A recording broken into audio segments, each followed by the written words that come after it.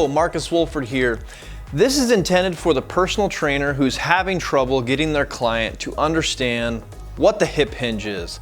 So this is all about the hip hinge, and this can also be good for anyone who would like to get better at hinging their hips. In this video, I'm going to give you 3 patterning exercises which are going to really help develop the hip hinge and butt back cueing that we often use with a deadlift. But people who are brand new to this don't know what you're talking about. So sometimes cues just don't work, because cues are helpful if someone already has the patterning in their head to associate with that cue. So these patterning exercises are helpful when you have no cues. These patterning movements can be standalone exercises for the deconditioned or the older adult as well. Okay, let's get into it. First, we're gonna do something on the ground. I call it the kneeling glute extension, kneeling extensions. All right, let's go. Okay, this is the full kneeling hip extension or glute extension patterning exercise. One reason I like this exercise, as I've already stated, is because it requires minimal cueing. I'm not sure if you're a brand new trainer, but to new trainers, or a lot of just trainers in general, trainers tend to over cue. When someone's brand new to an exercise, new to working out, you should be giving them as minimal amount as cueing as possible. Someone who just got their certification or just finished undergrad, sometimes they're excited to give all these cues that they've learned.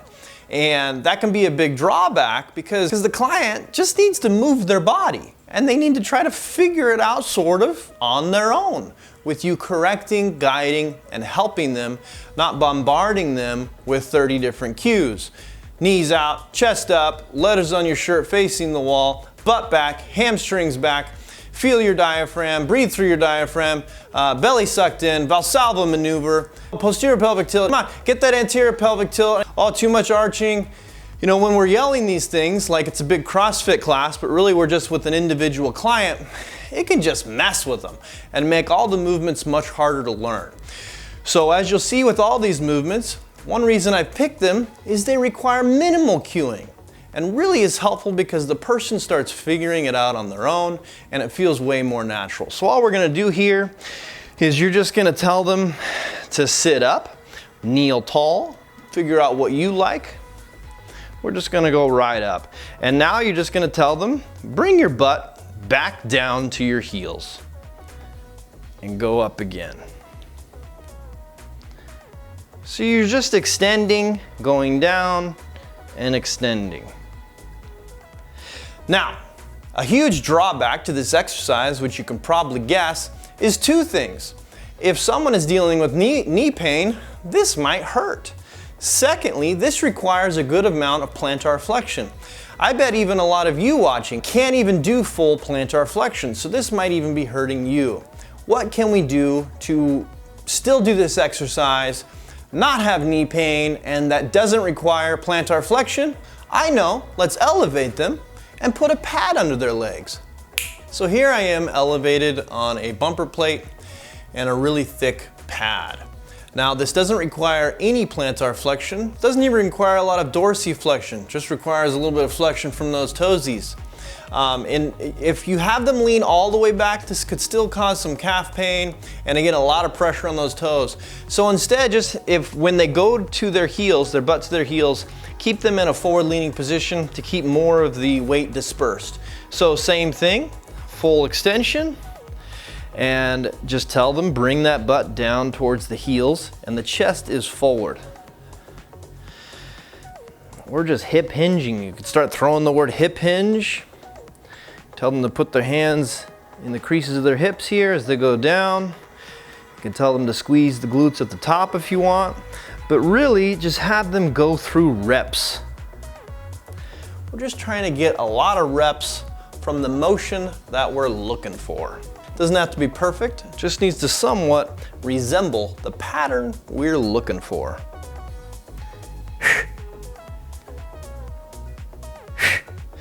Okay, let's move on to the next exercise, which a lot of people have mentioned, which is the wall butt touch. All right, let's go touch our butts. All right, here we have the wall butt touch. This is one of my favorite patterning exercises because you can see in the person's eyes and the person's reactions that they are figuring it out for themselves.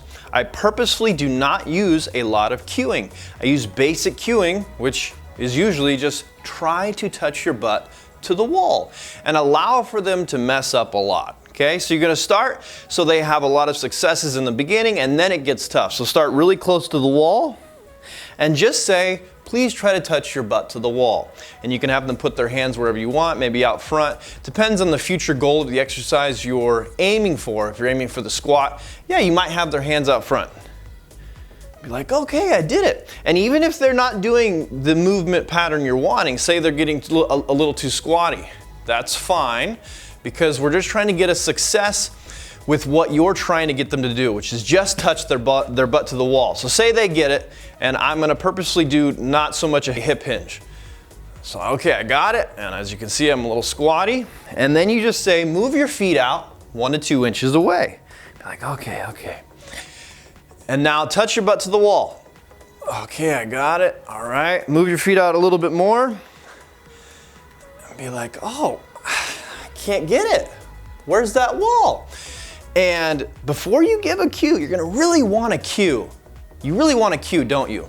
Instead, try just saying, try again, try real hard, or really try to get that butt back and touch the wall. So you'll see them in here, be like, where's that wall? And then they'll find it. Okay, they won't know necessarily that they're hip hinging. They'll be in this squatty movement and they're just trying. Maybe they'll feel like they're gonna follow. You can stand in front of them. Once they have a success, don't tell them to move their feet forward. Tell them to stand up tall. So they found it, say, okay, now just stand up tall and do it again. Be like, okay, there it is. By the 5th rep, you'll see that they're hip hinging. Once they've got that down, tell them to move their feet out a little bit more. And once it gets really difficult, you'll see them wanting to sort of fall back. Okay, so really tell them, don't fall back. If you fall back, it doesn't count. I'm gonna have you move your feet back a little bit more. So it only counts, find the area where it's difficult, then pattern that movement for 10 reps. So they can do it without falling back. Oh, I can really feel my hamstrings engage. Once they actually have the pattern of the movement, start using the cues you're gonna use with the exercise you're aiming to do, such as the deadlift. Once they have it, you can start saying, okay, reach that butt back. Move those hamstrings towards the wall, or do this thing you see kettlebell swing people doing all the time.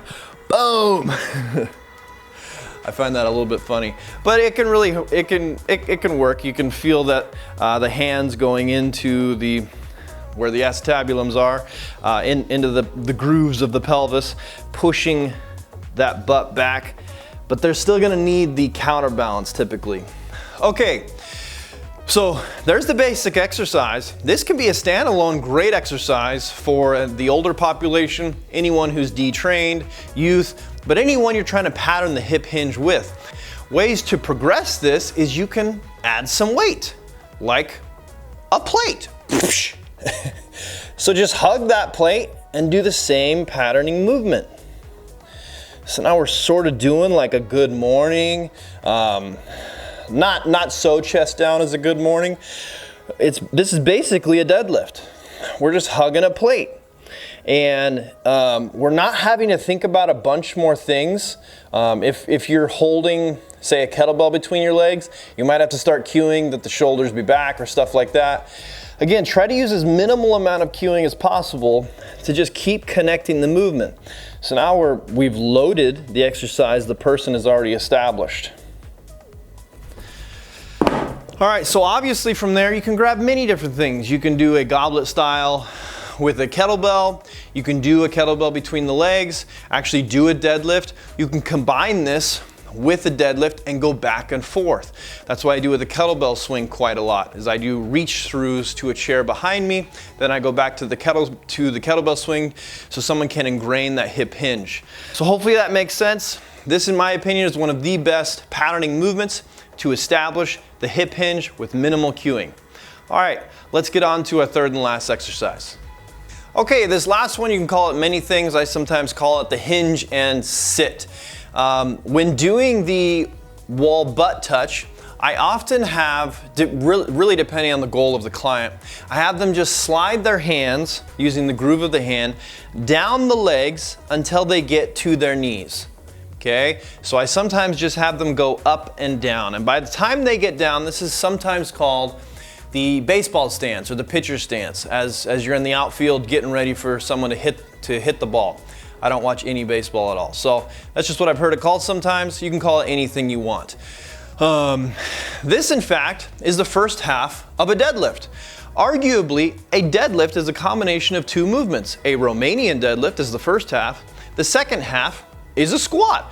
Romanian deadlift, squat. And then you push out of it with an upward squat, upward squat, upward squat. Then a glute bridge, or the upward half of a Romanian deadlift. A glute bridge or a hip thrust.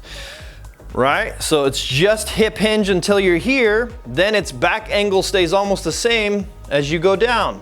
Back angle stays almost the same until you clear the knees. Then it's just hips coming forward, back underneath those shoulders. So here we're gonna mimic that without all the fancy language. Now you've already done the butt touches. You're gonna stand in front of a bench and tell them just hands go down until they reach the knees. And if you've already been using cueing, you can cue the butt back, or let's practice that hip hinge. Hip hinge, you can either go up and down right here for 10 reps and do it by itself, or this exercise is from here, you just tell them to sit back, either by keeping the hands on the knees or the hands come up at this point. Then they come up out of it and then back up. Same thing. So by the way, we're teaching many things here. We're teaching the difference between the hip hinge and a knee hinge or a squat, and we're actually teaching the deadlift. This is the full deadlift movement. As we drag down, boom, the bar is now past the knees. And this is a little bit lower than a deadlift, but still it teaches the movement very well. So now we come out of it and bring those hips forward. Okay, so this is all this is. We come up, boom, hip hinge, knee hinge, squat, hip thrust, glute bridge, hip extension, whatever word you want to use that you think would fit best with your client. Okay, those are the 3 exercises I have found helpful. Of course, there can be dozens more, and what you should specifically use is what you think would work best for your client, obviously. All right, that's it. I hope you found this video helpful and have learned how to hinge at your hips, especially teach someone else how to hinge at their hips a little bit better. If you know someone who you think this could help, please share. And also, please consider subscribing by clicking on my face right there. All right, have a great day.